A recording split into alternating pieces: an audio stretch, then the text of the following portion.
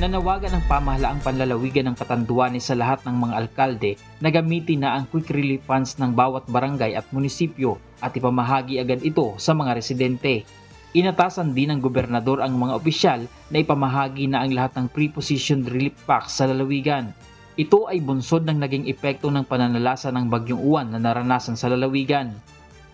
Kaya atin na pong inatas sa ating mga mayors, pinakiusap natin na lahat ng mga nakapreposisyon ng mga DSWD boxes ay kanila na pong ipamigay sapagkat meron pong dadalhin ang probinsya para naman doon sa hindi nila nabigyan.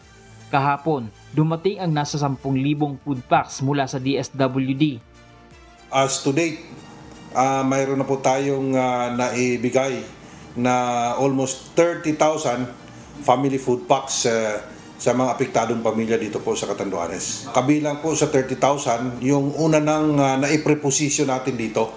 Ibig sabihin, bago pa po tumama yung bagyo, ay nakapag-lagak po tayo.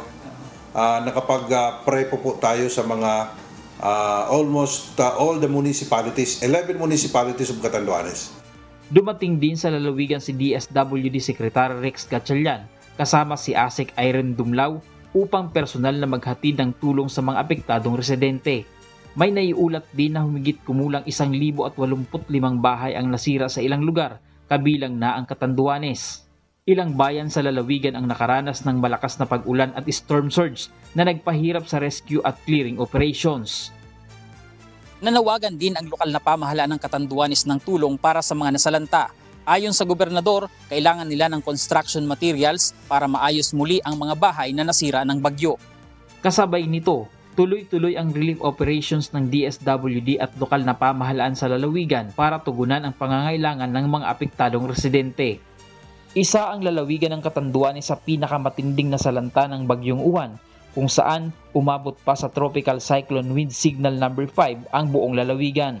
Dan Hersalia, humahataw sa balita ngayon!